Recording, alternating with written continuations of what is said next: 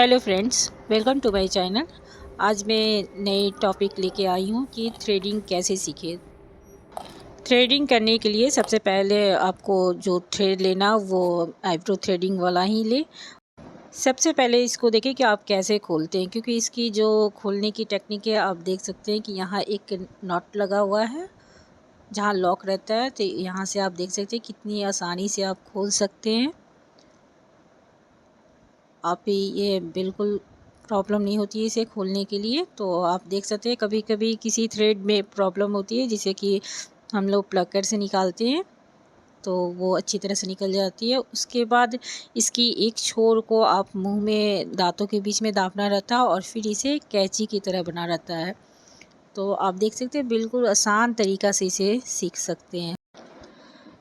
आप ऐसे ही हाथों में लपेट के अच्छी तरह से सीखें। इसे कैंची की तरह बनाना रहता है। तो आप सबसे पहले थ्रेड चलाना सीखें।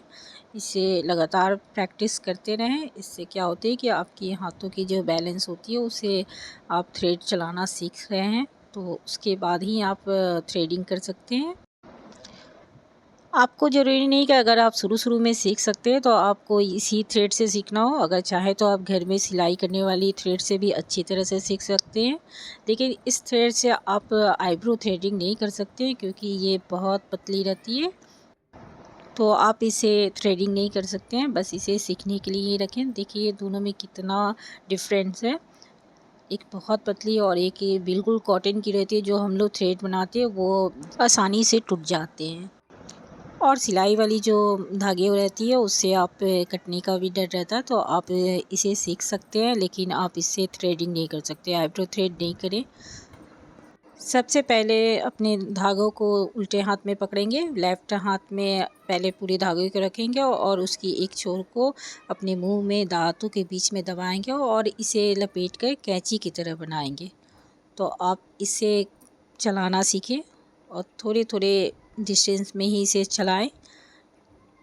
आप ये देख सकते हैं इसे से ही अच्छी तरह से आईब्रो थ्रेडिंग होती है और इससे अच्छी तरह से बाल निकलते हैं। तो आप इसे ज़रूर अच्छी तरह से सीखें और इससे आप घर में आसान तरीक़ा से सीख सकते हैं। कोई भी धागा लेके आप घर में लगातार प्रैक्टिस करते रहें जिससे कि आप थ्रेडिंग चलाना सीख लें। और अगर थ्रेडिंग चलाना सीख गए तो उसके बाद ऐसे एक प्लेन पेपर पे आप आईब्रो शेप करें।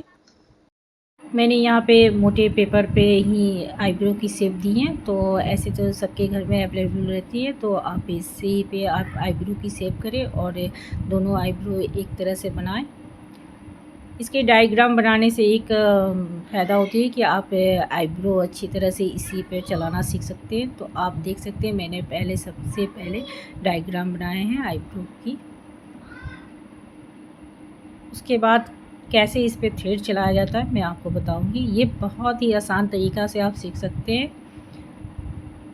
तो आप और इसके नीचे आप कोई भी पैकेट रखें। इससे क्या होता है कि आपकी बैलेंस ऊपर रहेगी। तो आप इस पे मैंने यहाँ पे इसे सेलो टेप से चिपका रखा है। तो आप भी ऐसे करें। ये बिल्कुल नई तरीके से मैं सिखा रही हूँ क्योंकि बहुत आसान तरीक़ा से इससे आप सीख सकते हैं। तो आप मेरे वीडियो को फुल देखें, इसे स्किप ना करें। इससे आपको ज़्यादा फ़ायदा नहीं होगा। तो आप ये मेरी वीडियो को फुल देखें। अक्सर ऐसे क्या होता है कि आप थ्रेड चलाना सीख लेते हैं लेकिन किसी और पे आप थ्रेड नहीं चला सकते। आप 1 दिन 2 दिन अपनी फैमिली मेम्बर पे आप सीख सकते हैं। उसके बाद आप फिर ढूंढते हैं कि किसके ऊपर थ्रेड चलाएं। तो ऐसे आपको ये रोज़ दिन प्रैक्टिस के लिए ये प्रैक्टिस बोर्ड की तरह बन गया है। तो आप इसमें प्रैक्टिस आसान तरीक़ा से रोज़ कर सकते हैं। तो आपकी आईब्रो थ्रेडिंग बहुत अच्छी तरह से बन सकती है। तो आप भी ऐसे ही डायग्राम बना के ऐसे ही सीखें तो आप जल्दी ही थ्रेडिंग करना सीख जाएंगे।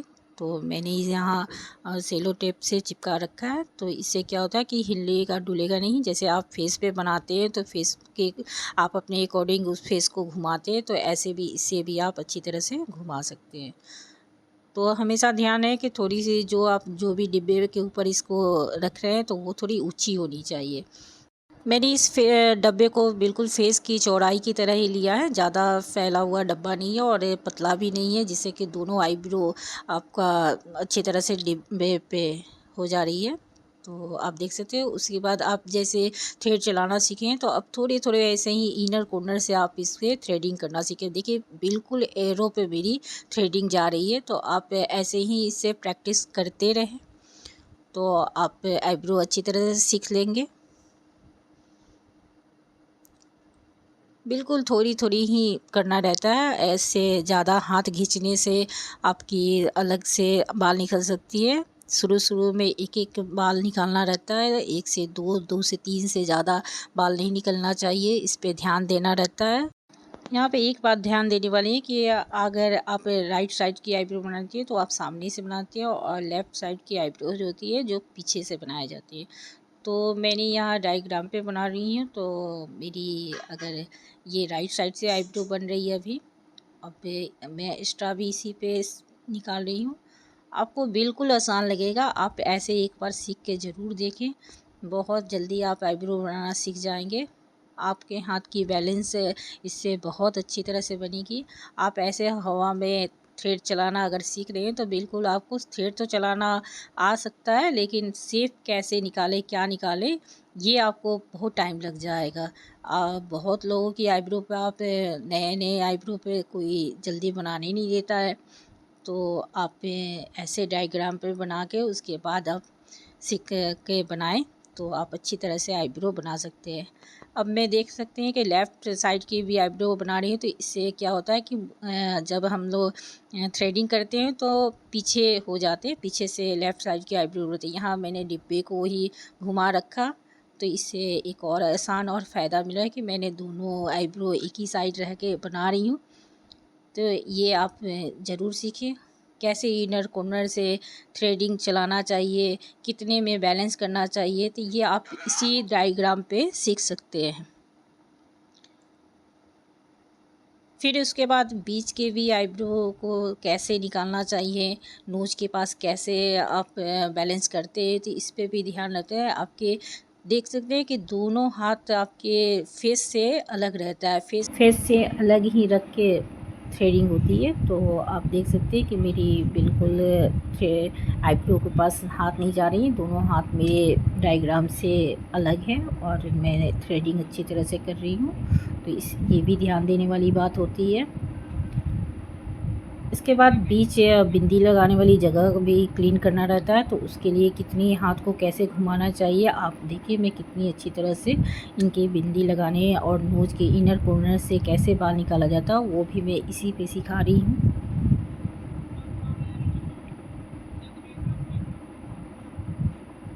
थोड़े थोड़े आप साइड से ही बाल निकाल के आप बीच का क्लीन कर लें। बीच के बालों को क्लीन करने के लिए आप दोनों तरफ से, सामने से भी और पीछे से भी बनाना रहता है। तो मैंने यहाँ फिर अपने आईब्रो डायग्राम को घुमा लिया, तो आप भी ऐसा ही करके सीखें। तो इससे आपकी बीच की जो बिंदी लगाने की जगह है वो बहुत अच्छी तरह से क्लीन हो जाती है, जिससे कि आईब्रो की शेप अच्छी रहती है। आईब्रो की कई तरह की शेप रहती है, तो पहले आप ये हार्ट शेप की आईब्रो की शेप है, तो आप ऐसे डायग्राम कोई भी तरह का आईब्रो की शेप बना के सीख सकते हैं। अगर आप मेरे चैनल पर नए हैं तो आप मेरे चैनल को सब्सक्राइब करें, लाइक करें और बेल बटन दबाएं, जिससे कि अगली वीडियो की नोटिफिकेशन आपके मोबाइल पे आ जाए। Thank you for watching my channel.